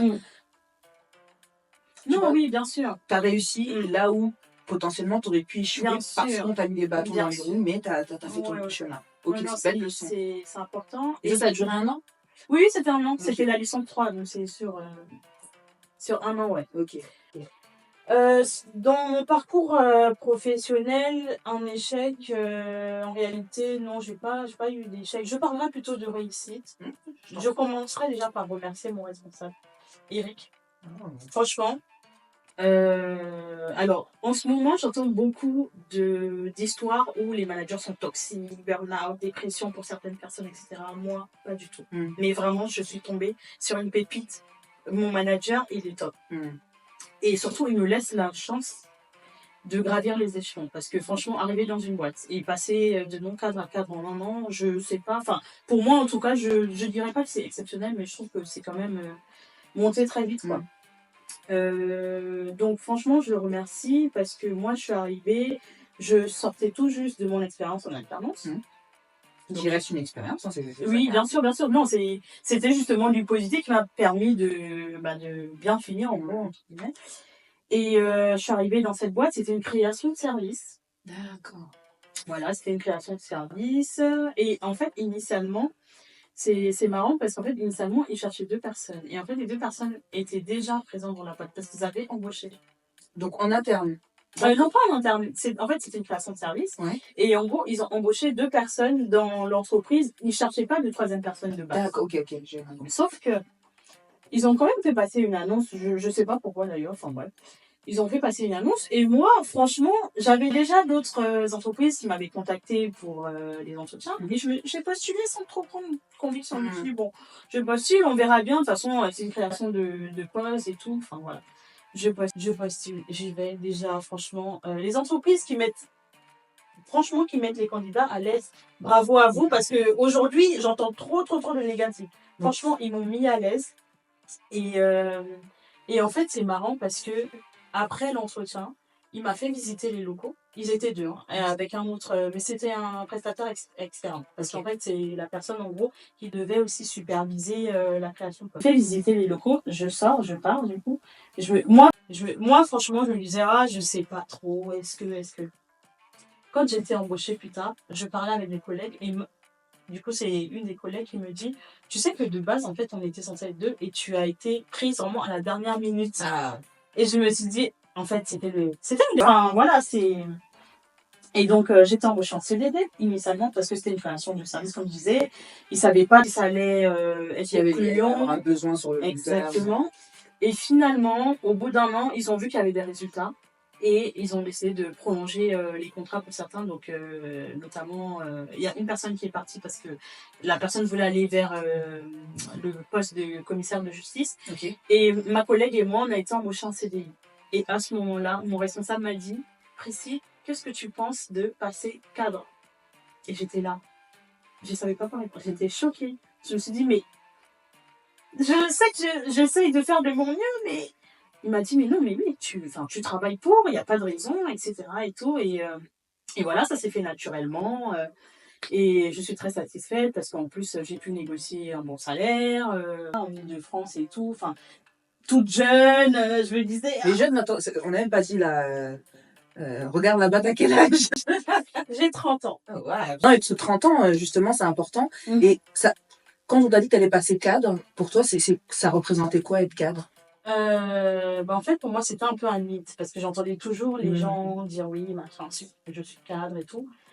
Et j'avais une petite peur, forcément. Je me disais, ah, mais je sais si, parce que du coup, c'était il y a 1 an, j'avais 29 ans. Je me suis dit, ah, est-ce que c'est bien ou pas? Je suis allée recueillir les informations les plus importantes parce qu'il faut pas. Enfin, en gros, tu peux passer cadre, mais si tu négocies très mal ton salaire aussi, c'est compliqué. Moi, je me suis rapprochée de toutes les personnes compétentes qui m'ont bien conseillé et finalement, voilà, j'ai ressenti une certaine satisfaction quand j'ai vu mon premier bulletin de paye en tant que cadre. J'ai dit, ah oui, quand même, hein. Ça va, hein? Franchement, Ça voilà. Donc, Dieu est bon. Et aussi, moi, j'ai travaillé aussi pour, tu vois. Donc, non, je pense qu'il y a une certaine satisfaction que tu ressens quand même de te dire que voilà. Et puis, bon, je sais pas quelle est la moyenne d'âge pour les cadres. Enfin, en général, combien de temps tu mets. Mais moi, je trouve que mon ascension a été assez fulgurante. Et du coup, je suis assez contente et je rends grâce à Dieu. Voilà. Ça me fait penser que je ferai un épisode sur les différents statuts qui peuvent exister. Donc, ouvrier, employé, cadre dirigeant. Pourquoi? Parce que, comme tu viens de le dire, il y a un mythe sur le fait d'être cadre. Ouais. Et on nous vend ça comme le Graal. Non, il y a beaucoup de travail caché. Oui, c'est ça. En nombre d'heures, comme souvent, tu es au forfait, en fonction. Bien Donc, je ferai un épisode dessus que tu viens de m'inspirer, je te remercie. Ah, c'est bien. Et je trouve que c'est important. Ça permet aussi, à un certain égard, d'être reconnu, parce que tu es obligé de passer un certain échelon pour pouvoir avoir le salaire que tu veux. Donc, ça veut dire qu'avant ça, tu étais agent de maîtrise? Exactement, Okay. c'est ça. Et est-ce que tu as eu l'impression que ton travail a changé en termes de responsabilité? Parce que quand on t'élève en statut, on vient de donner un nom. Bien sûr.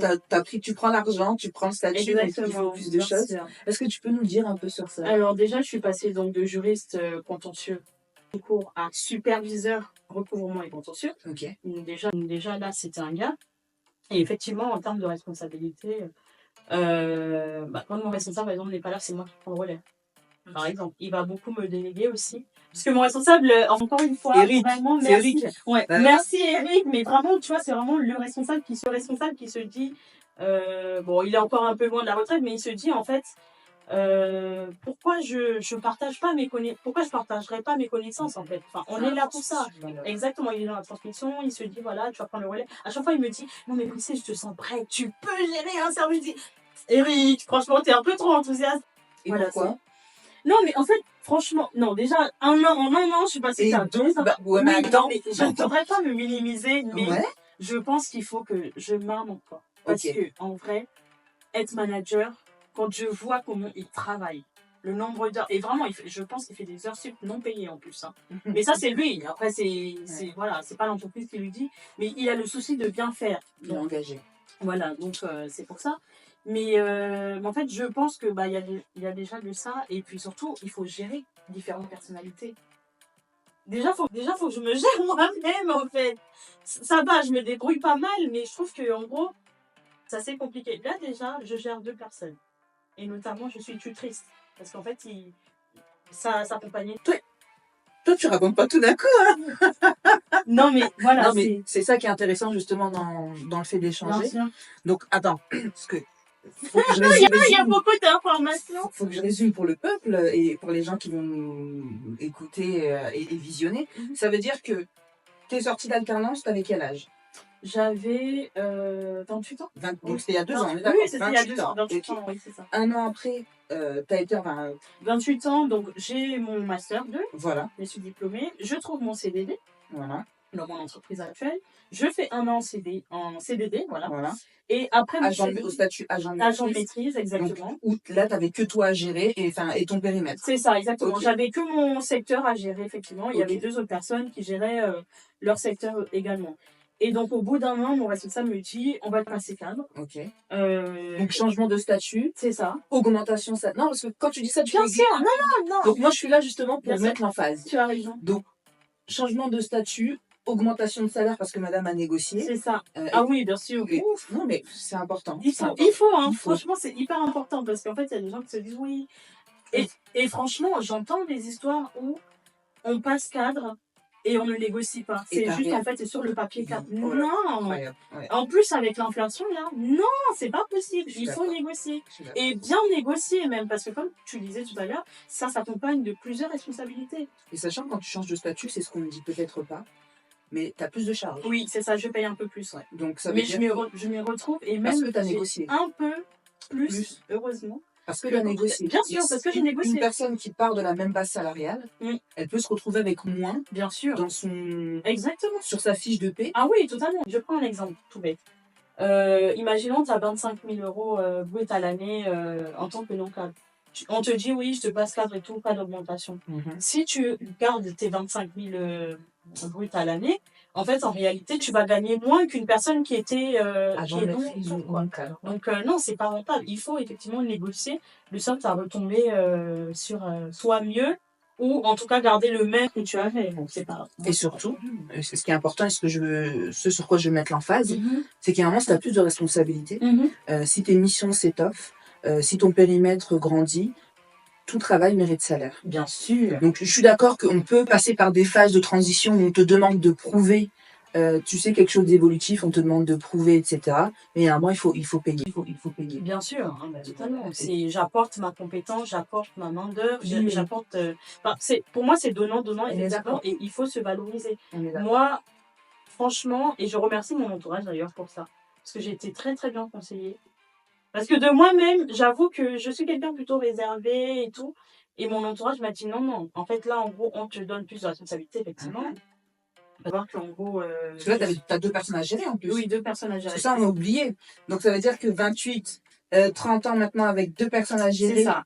Statut cadre, statut plus élevé, salaire plus élevé, en plus de ça, avec du management c'est ça, et du tutorat. Exactement. Okay. Donc, je suis tutrice, effectivement, d'une alternante. Bien. Et en gros, oui, je suis dans la transmission, en fait. Moi-même, ayant été alternante, disons que c'est un peu plus simple aussi, en fait. Et puis, exactement, c'est top. Et puis, moi, je suis pas à la dure, là, oui, voilà, machin. J'ai rien à prouver. C'est vraiment un échange.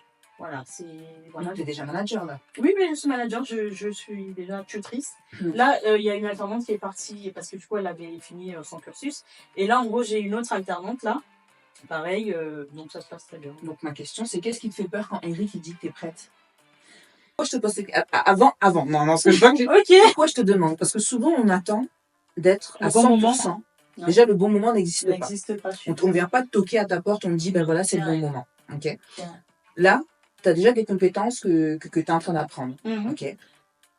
Faut pas attendre d'être à 100%. Bien sûr. Donc, entre 50 et 70%, je trouve que c'est déjà ok. Donc, qu'est-ce qui te fait peur? En fait, je pense que, en réalité, je suis tombée dans un confort. Le management que j'ai aujourd'hui avec mon manager, comment il manage, c'est flex. C'est bien. Tu vois, il n'est pas dans flic. Donc, tu fais ton boulot. Tu respectes. Et puis, moi, j'ai la conscience professionnelle. J'estime qu'en fait, s'il me fait confiance, il ne faut pas que je brise quelque chose, tu vois. Donc, en fait, je suis tombée dans cette routine-là où je me dis, en fait, c'est bien. Franchement, c'est cool. Et puis, 2 personnes à gérer, ça va, tu vois. C'est pas prise de tête et tout. Voilà. Pour le moment, je ne sens pas cette fibre, cette volonté-là d'aller plus loin. Je me dis déjà, 2, c'est bien. On va voir sur le long terme. Je sais pas combien d'années, en tout cas. Mais dans l'immédiat, là, je ne me vois pas, en fait, tout de suite passer chef de service. De toute façon, là, pour le moment, en tout cas, dans mon entreprise, il n'y a pas d'ouverture parce qu'il est mon responsable. Voilà. Peut-être, dans quelques années, dans une autre entreprise, c'est possible, mais aujourd'hui, je suis bien. Ça fait à peine 1 an, comme je disais, que je suis passée cadre. Je suis bien payée. Tu sais pas ce que tu gagnes, mais tu sais ce que tu perds. Donc, je me dis, je suis un peu dans cette mentalité-là, tu vois. Je me dis, tant que pour le moment, ça se passe bien et tout, et je prie que ça continue à l'être, je préfère rester là, en fait. C'est top. Et puis, s'il y a des renégociations à faire ou quoi, etc., on verra avec le temps, tu vois. Mais pour le moment, franchement, je profite de ce que j'ai là actuellement et tout, parce que non, je suis tombée dans une bonne entreprise, on a plein d'avantages, on est bien en termes de management, c'est top. Franchement, voilà. J'entends. Mais. Non. Ah, ok. Et tu as parlé de zone de confort. Mhm. C'est important que tu puisses sortir C'est de vrai, je suis celle-ci. d'accord. Pour moi, la zone de confort, je l'ai déjà expliqué lors d'une précédente émission, mais pour refaire le topo, tu as la zone de confort, tu es dans ta force. Mhm. C'est-à-dire que c'est naturel, c'est mécanique, Bien tu sûr. peux le faire en fermant les yeux. La zone de confort, c'est t'es dans l'effort. Pardon, ta zone au-dessus, c'est la zone d'apprentissage, t'es dans l'effort. Mhm. Mais l'effort, c'est pas oh c'est dur, c'est pas être dans la résistance. C'est que tu vas venir utiliser des ressources, solliciter plus de ressources que ce que tu as l'habitude d'utiliser, parce que c'est quelque chose de nouveau, etc. Et ce que tu me disais avec ton patron, donc Eric, parce que j'aime bien citer des noms, je trouve ça sympa, mais Eric qui t'accompagne et qui te donne des missions, etc. Bien sûr. Pour que tu puisses continuer à grandir, faut que Mhm. tu continues, tu vois, à Cheminer, bien sûr. cheminer. Et justement, là, ma question, tu vois, il n'y a pas de mais, c'est quel est ton plan? Alors, tu te mon vois plan, dans 5 ans, mon plan 10 déjà, ans, l'avantage effectivement, c'est que mon responsable me pousse à me former tout le temps. mm, Et puis, deuxième chose, c'est vrai que je suis dans ma zone de confort, mais au-delà du fait que mon responsable aussi me pousse vers la formation, moi-même aussi, je veux me former. ok. J'ai plusieurs casquettes, je ne veux pas être uniquement dans le salariat. Donc, j'explore d'autres domaines, etc. Donc, comme je te disais tout à l'heure, je suis investisseuse. Je veux me lancer dans l'entrepreneuriat. Après, à voir et tout. Mais je fais plein de formations et tout. J'aime beaucoup les voyages, par exemple. Là, la semaine dernière, j'ai fait une formation pour être télépilote de drone. Rien à voir avec mon métier actuel, tu vois. Enfin, rien à voir. Mais voilà, j'aime bien explorer plein de domaines. Et donc, je me dis, au pire, je continue dans le salariat, j'aime bien ce que je fais, mais en fait, à côté de ça, je me repose pas sur mes lauriers et je fais d'autres activités qui font que je sors de ma zone de confort, en tout cas, dans d'autres domaines. Donc voilà. Et où je me vois dans quelques années, peut-être ce chef de service, on va y avoir. Hein. Ok, t'es pas sûr. Je suis pas sûre, mais peut-être, oui. Ok. Pour moi, la différence justement entre une carrière réussie et une carrière épanouie, c'est le plan qu'on va mettre, tu vois, derrière. Ok. Parce que là, peut-être que ton chef, il veut t'amener quelque part, Mhm. ou c'est bon pour toi, Mhm. mais c'est pas ce que toi tu veux. Pour le moment, oui. Après, je sais que tu sors d'alternance il y a 2 ans. Moi, je suis sortie, j'avais 28 ans, hein. Enfin, Ok. 29 ans d'alternance, Ok. j'ai 34 ans. Donc, il y D'accord. a 5 ans, tu vois, et depuis, j'ai cheminé aussi. Donc, l'alternance, moi, je plébiscite, c'est génial. Oui, c'est vrai. En termes d'apprentissage, etc. Mm. Aujourd'hui, je pense, je suis convaincue qu'avoir un plan pour soi-même, Bien sûr. c'est un must-have. Tu vois, c'est quelque chose qu'on doit avoir pour que tu puisses focaliser ton énergie justement sur ce Bien qui est sûr. important Ok. pour toi. Je note le conseil en tout cas. C'est gratuit. Mais il n'y a pas de problème. Oui, en tout cas, j'entends. Et oui, je pense que de toutes les façons, il ne faut pas se fermer une porte. Il y a des occasions comme ça qu'il faut saisir, etc. Donc, voilà. En tout cas, à l'époque, quand on avait eu la conversation avec mon responsable, je disais que je n'étais pas prête. Mais effectivement, il y aura sûrement d'autres opportunités. Et à ce moment-là, en fonction de ma dynamique, je verrai si je poursuis ou pas. Mais oui, moi, je suis toujours dans la recherche constante de l'amélioration, de toujours faire mieux, en fait. Je suis quelqu'un qui... J'aime pas la routine. Là, je suis tombée dans un confort, effectivement, tu vois. Mais je sens effectivement que je suis dans une routine où, voilà, je suis bien. T'assis pas trop, parce qu'après, quand on est trop bien... Exactement, c'est ça. C'est pour ça que, justement, en fait, j'essaie de me faire des électrochocs en me formant, même si c'est pas dans le même domaine, mais voilà, dans d'autres choses et tout, pour me dire, même si, en gros, je me repose un peu sur mes lauriers, il y a d'autres choses. Et puis aussi, il y a le contexte de l'inflation. Hein. Oui, voilà. Il y a ça aussi, on se dit, faut pas uniquement tenir la branche du salariat parce que, en tout cas, voilà. On est d'accord. Aujourd'hui, toi, Priscille, qu'est-ce que tu aimerais laisser comme héritage peu importe que ce soit dans le salariat, dans l'entreprise, tu vois, parce que tu accompagnes des alternants, donc ça veut dire que tu laisses, tu transmets quelque chose. Qu'est-ce que tu aimerais laisser je pense ou que comment tu aimerais impacter aussi? Comment j'aimerais impacter? J'aimerais impacter du point de vue de la bienveillance. Je pense que franchement, c'est hyper important aujourd'hui. On parle beaucoup de la santé mentale, mais est-ce qu'on se pose des bonnes questions sur la santé mentale? Est-ce que vraiment il y a un accompagnement aussi? Moi, je m'assure toujours, mais vraiment, hein, je salue mon ancienne alternante, Sarah.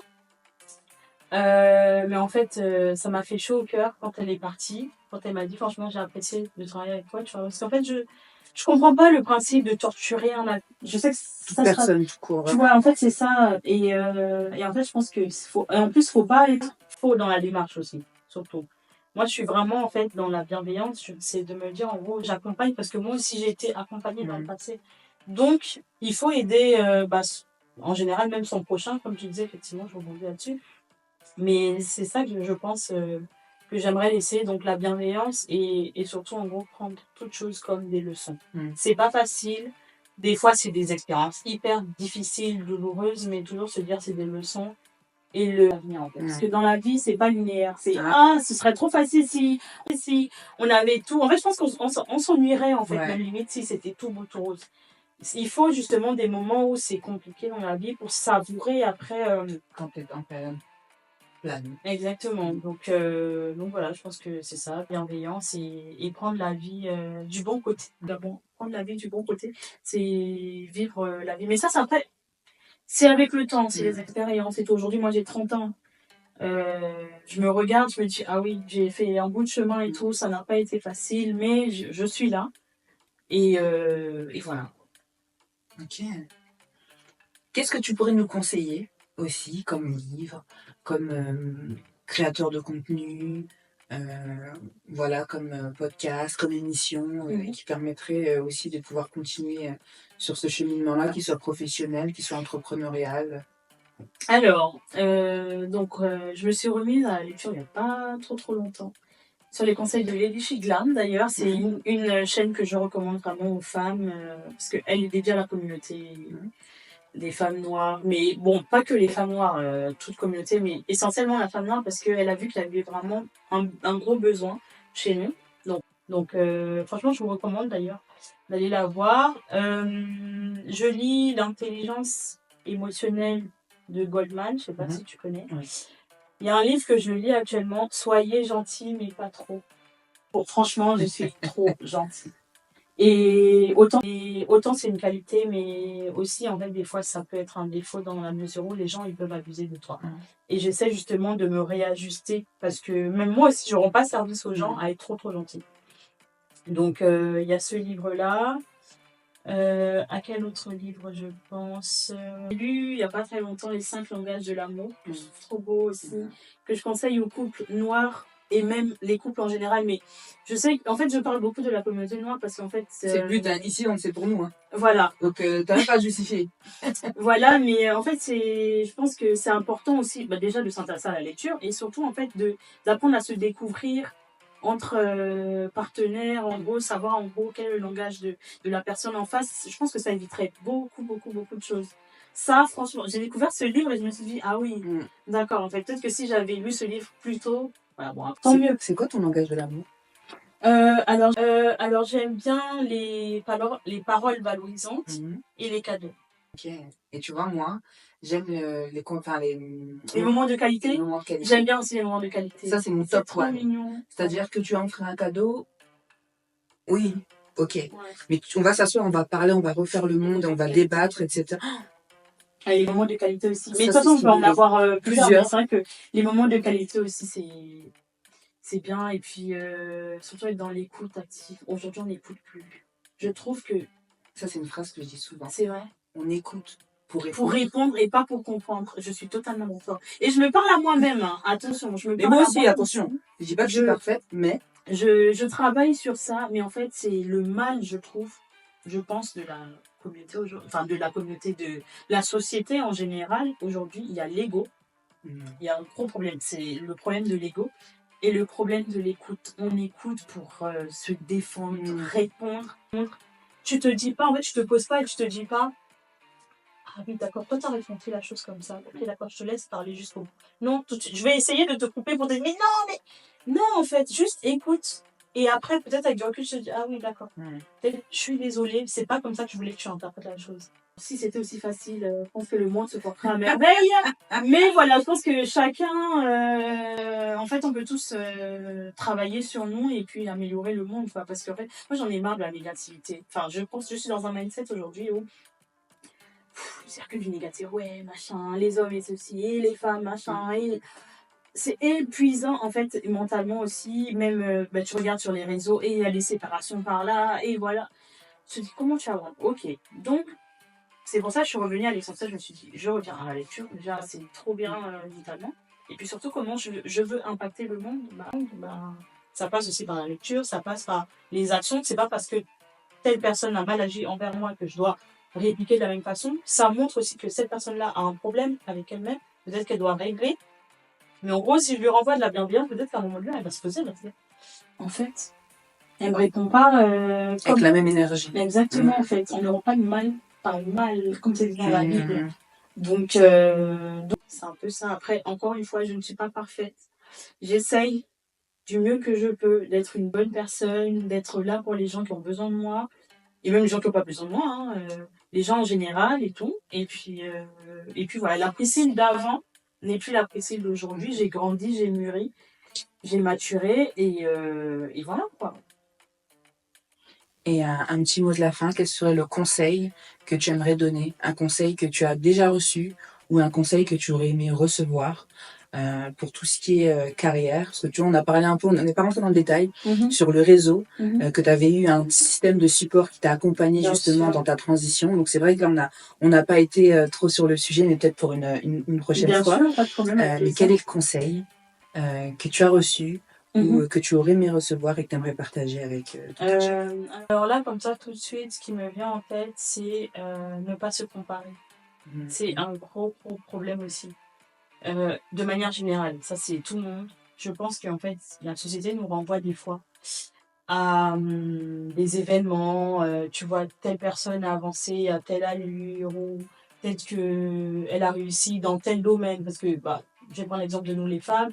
Tu as réussi à avoir un enfant, par exemple. En gros, telle personne va se comparer à telle. Ou tu t'es marié, telle personne va se comparer. Ou tu as du boulot.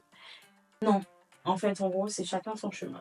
Reste sur ta ligne. C'est très, très important. Je pense que il faut sensibiliser les gens à ça. Hommes comme femmes, c'est important de se dire, c'est ta ligne à toi. C'est pas la ligne du voisin.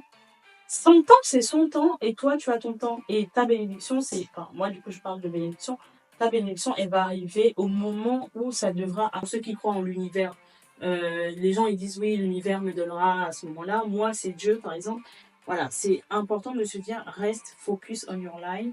C'est le meilleur conseil, je pense. Et peu importe l'âge aussi. C'est très important. Parce qu'en fait, aujourd'hui, en gros, on est un peu dans une course folle à se dire, oui, avant tel âge, il faut que j'accomplisse tel et tout. Si j'ai pas accompli ça à tel âge, voilà, je suis en retard. Non, non, non, non. C'est important, et surtout dans la communauté afro, de sensibiliser, qu'on déculpabilise aussi les femmes, notamment, sur certaines choses. Je vais pas rentrer dans les détails, mais je pense que vous voyez à quoi je fais allusion, mais parentalité. Par exemple, la parentalité, se marier, tu vois, enfin, plein de choses et tout. Non, en fait, déjà, commençons à nous éduquer. Voilà. Faut qu'on soit stable mentalement et c'est hyper, hyper important. Parce que la course au mariage aux enfants, c'est très, très bien, hein. Il n'y a pas de souci. À condition d'avoir un bon partenaire, par exemple. Voilà. Et d'être un bon partenaire aussi. Parce que c'est du donnant-donnant. Émotionnellement, si tu n'es pas stable, ton couple, il va tanguer. Du coup, tu vas pas apporter de stabilité à ton enfant, qui n'aura rien demandé, par exemple. Donc, c'est hyper important. Et tout ça aussi, ça passe par les livres. Les 5 langages de l'amour, là, c'est ça aussi. C'est important de lire, de se cultiver, d'apprendre à connaître notre prochain, etc. Et voilà, donc, focus on your life. Donc, concentrez-vous sur vous, votre parcours. Ne regardez pas à gauche, à droite. Regardez vous. Profitez de votre vie, surtout. Et oui, ne pas se comparer, ne pas se dire oui parce que elle s'est mariée déjà ou a tel enfant, voilà, moi je suis en retard. Non, voilà, là après c'était pour les hommes, hein. Je pense que de plus en plus aujourd'hui aussi, j'entends beaucoup des discours d'hommes qui se disent oui, mais c'est compliqué de se caser, etc. Ton temps, c'est ton temps. Je pense qu'il ne faut pas comparer le chapitre d'une personne à l'autre, parce qu'on ne sait pas par quoi les personnes sont passées, on ne sait pas ce qu'elles ont vécu. Et en fait, nous, ce qu'on voit, c'est le produit fini. Mais on ne sait pas les années, les mois et les différentes épreuves qu'on a vues. Donc nous, on voit que la face émergée de l'iceberg. Exactement. Et souvent, je parle de beauté cachée, parce que ces personnes qui, peu importe qui elles sont passées par des épreuves. Exactement. Et peut-être qu'aujourd'hui, au chapitre où tu es dans ta vie, si on te met sur le, si on fait un copier-coller, parce qu'il y en a Tu parfois vois, qui dit, ouais, il dit, oh, même prière que un tel. je déteste Ah, cette phrase. Non, vraiment, je tiens à dire quelque Même chose. prière que. Même prière. Ah non, moi je dis pas même prière. Copier-coller. Je refuse Ouais. cette phrase. Je dis pas même prière. Je dis Seigneur, ta grâce pour moi. Point bas. Ce qui m'est destiné. Pas la même prière qu'une autre personne. Parce que je sais pas si je vais tenir. Mais si j'ai les mêmes épreuves que les autres personnes, en On fait. est d'accord. Et en fait, chacun a son temps, chacun a son C'est propre ça, chemin. exactement. Mais les réseaux sociaux, parce que c'est important ça aussi. Les réseaux sociaux aujourd'hui, on ne montre que le positif. Donc forcément, les gens, en fait, on est dans une comparaison excessive. C'est ça le problème des réseaux aujourd'hui. Il y a du bon, attention, je ne dis pas qu'il n'y a que du mauvais, mais les réseaux sociaux ont amplifié ce phénomène-là de se dire, de se comparer, de culpabiliser, de se dire, voilà. Donc, faites attention aussi à ce que vous regardez comme contenu, triez les informations, prenez ce qui est bon, laissez ce qui est mauvais aussi. Et voilà, parce que les réseaux sociaux, je pense que c'est aujourd'hui, ça a décuplé les sentiments d'envie, de jalousie, de comparaison. Je dirais oui à certains égards et non à d'autres. Ok. Oui, dans le sens où, en fonction de qui tu regardes, en fonction de Bien comment sûr. tu nourris ton cerveau, C'est sûr. tu vois, ça n'a pas le même Bien sûr. impact. Bien sûr.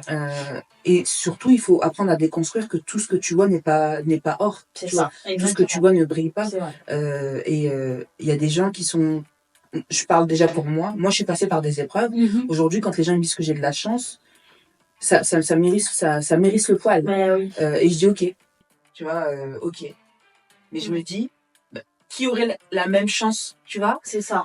Donc, je pense qu'il faut savoir aussi, à certains niveaux, remettre les choses dans leur Bien contexte. sûr. Oui, les gens partagent du beau, oui, les gens partagent du concret, comme on dit, du bling parfois. C'est qu'est-ce qu'on vient chercher quand on va voir ces personnes. Bien sûr, évidemment. Parce qu'il y a deux pans, il y a deux faces d'une même pièce, tu vois. Donc, qu'est-ce qu'on va chercher? Et pour moi, ce qui est important sur les réseaux, moi, de manière générale, on va chercher trois choses. L'information. J'ai quand même de la bonne information. Bien Donc, quand je cherche un restaurant, maintenant, évidemment. je vais sur les réseaux sociaux. Bien sûr. Apprendre. Parce que tu peux apprendre des informations, tu vois, ce qui se passe dans le monde. Bien sûr. Et sur de différents médias différents, etc. Et me divertir. Bien sûr. Sauf que, peu importe dans les trois, je vais avoir des gens de qualité. Je vais avoir des gens de qualité et je remets en question ce que les gens peuvent dire. Tu vois, le doute est permis. L'esprit critique. Voilà. Le doute est toujours permis. Bien sûr. Une personne, elle dit ça, mais par quel filtre elle te donne ce message? On est tous filtrés, on est tous biaisés. Et ça, faut se le dire, c'est-à-dire qu'on se situe tous quand on parle. C'est vrai. Où elle se situe cette personne, tu vois? Et il y a un moment, c'est aussi se dire que c'est OK qu'une personne dise quelque chose et que je ne sois pas d'accord, mais que j'apprécie, tu vois, son contenu de manière générale, et c'est OK. Bien sûr, c'est important. Et aujourd'hui, je pense que parfois, on met un peu notre cerveau en off. Parfois, j'entends, ouais, mais j'ai vu tel influenceur a dit ça. Mais est-ce que c'est devenu la référence? Tu vois, et parfois je vais dire, ah ok, un sociologue, un économiste, qu'est-ce qu'ils ont dit? Ah non, je sais pas, j'ai d'accord. Ah oui, d'accord, oui, Donc, là c'est pas pareil. Tu vois, on a donné du pouvoir à des personnes qui hier n'avaient pas la voix et qui font des choses bien. Mais je pense que pour tout type de sujet, on ne va pas suivre les mêmes personnes. Bien sûr. Comme en amitié, il y a des choses qu'on ne demandera pas à tel bien tel ami. Sûr, évidemment. Tu vois, donc il faut savoir aussi les catégories. Les gens n'aiment pas les étiquettes, les gens n'aiment pas, mais ça sert aussi à savoir. Bien sûr. Et puis c'est pas, tout n'est pas à jeter non plus. Voilà, je pense que même pour les influenceurs, par exemple, il y a des saisonnalités. Hein. Je pense que tu peux t'intéresser, par exemple, à une personne parce que à l'instant T, c'est un contenu qui t'intéressait. Et puis finalement, tu évolues dans ta vie personnelle, par exemple. Et ça repart plus. Et c'est plus le cas, tu vois. Ça résonne plus en toi. Et c'est OK. Comme tu as dit, tu as évolué. Oui, bien sûr. Et dans ton évolution, ton entourage va évoluer. Exactement. Aussi. Les personnes avec qui tu connectes, comment tu te sens, l'énergie, ce que tu vas aller rechercher. C'est ça. Et tu vois, dans les choses intéressantes, parce que tu as parlé d'intelligence émotionnelle, ça, je pense que c'est une clé de voûte. Mais pour moi, ça, je le dirais toujours dans chacune de mes vidéos. La connaissance et la conscience de soi. Et je trouve que dans la communauté, c'est pas quelque chose qui est... c'est peut-être encore tabou. Je dirais pas tabou. La santé mentale est tabou. Okay. La connaissance et la conscience de soi, je dirais pas que c'est tabou, mais je dirais pas que c'est un automatisme ou c'est quelque chose comme... de notoriété publique. Voilà, de notoriété publique. C'est...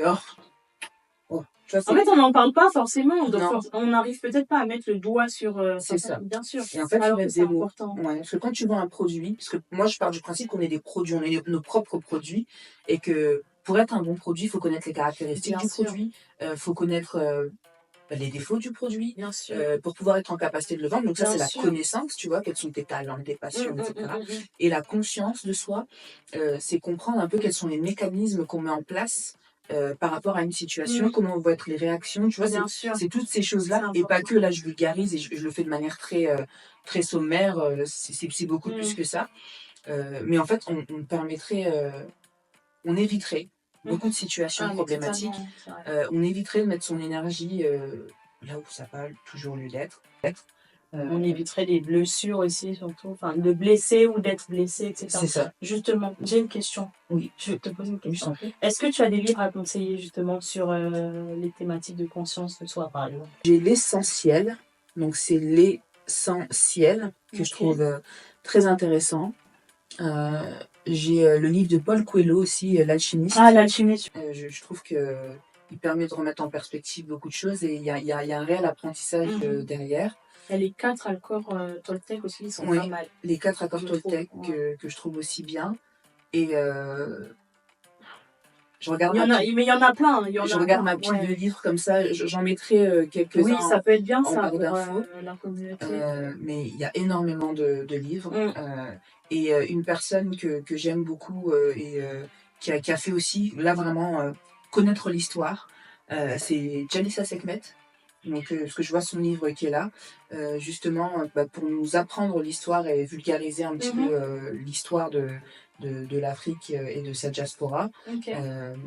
Donc l'Afrique, les Antilles, tu vois, l'Afrique caribéenne, Ok. afro-caribéenne. Ok. Et je trouve que son travail est vraiment très impactant. Et il y a eu d'autres personnes aussi avant, mais ça, c'est vraiment quelque chose que je trouve intéressant.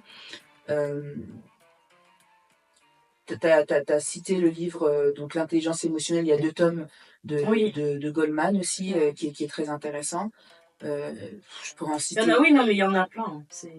Il y en a énormément. C'est la lecture. Franchement, tout passera par la lecture, je pense aussi. Et il y en a un, j'arrive pas à retenir, c'est Jessica. J'arrive jamais à le dire et pourtant je le plébiscite. C'est guérir tant que les femmes noires vont guérir. Je mettrai tout, la guérison des femmes noires. Et celui-là, je l'ai lu une fois, je l'ai relu. Et il a été d'une telle force et d'un tel impact. C'est vraiment...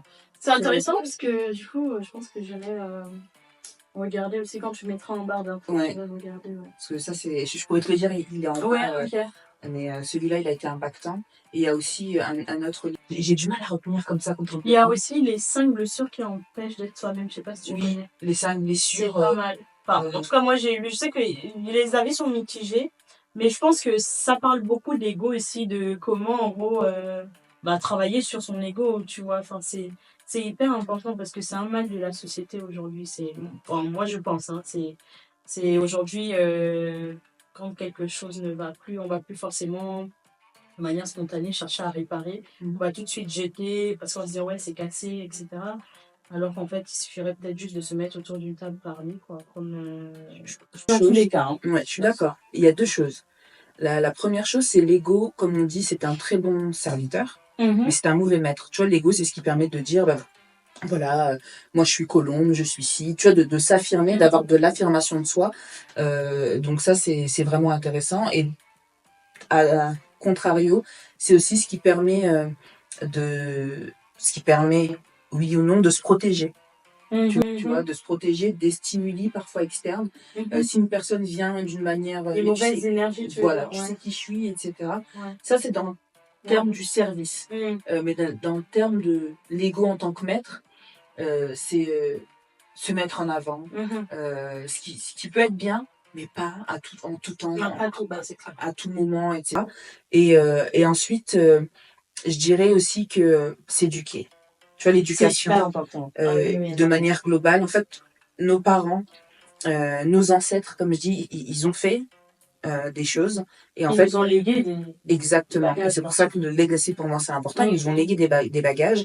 Et il y a un livre qui parle justement de la transmission de trauma ou de bonnes choses dans l'ADN. D'accord. Je mettrai en barre d'infos parce qu'il est vraiment très intéressant. Ok. Et c'est de se dire que aujourd'hui c'est quel pouvoir. C'est de reprendre le pouvoir sur notre éducation.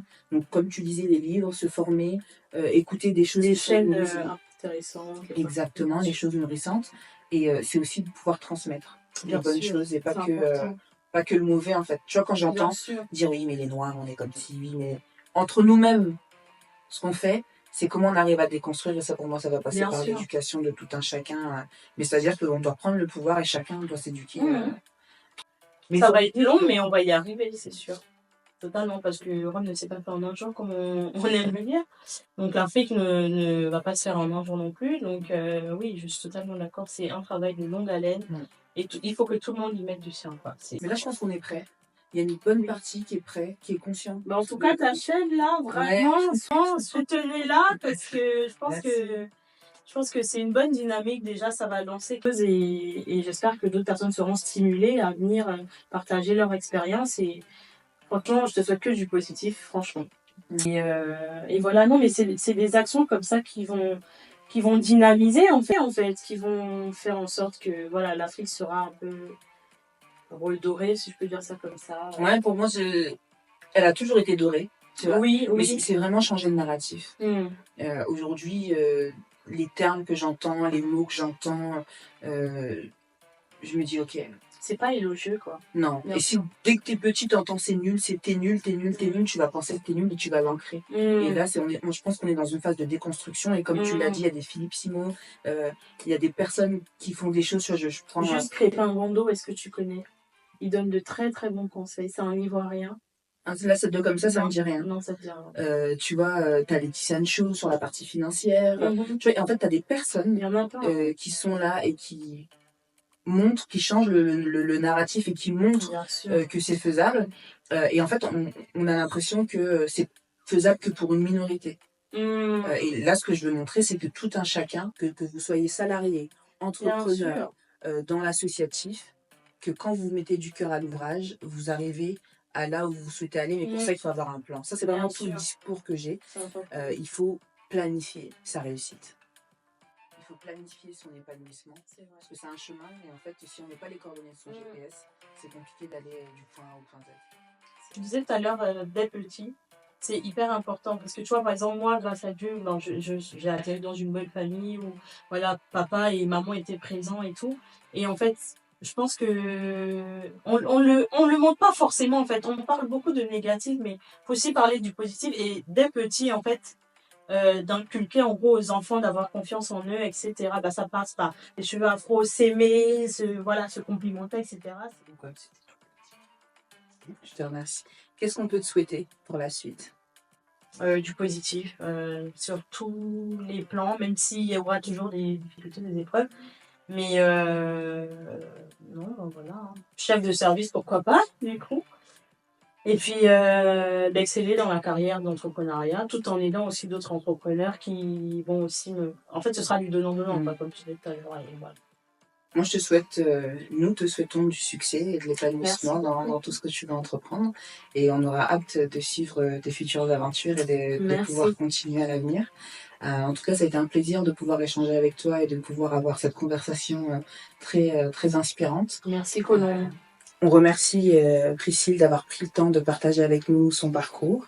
Donc, pour pouvoir continuer à avoir d'autres personnes, avoir d'autres inspirations et d'autres témoignages, je vous invite à liker, à vous abonner et surtout à nous donner, à nous faire votre retour. Donc, j'ai hâte et je vous dis à très bientôt dans une nouvelle émission. Puisse cette émission vous ouvrir des pistes de réflexion et vous apporter l'impulsion dont vous avez besoin pour paver votre chemin de succès. Pensez à vous abonner, à liker, à commenter et à partager pour démultiplier l'impact.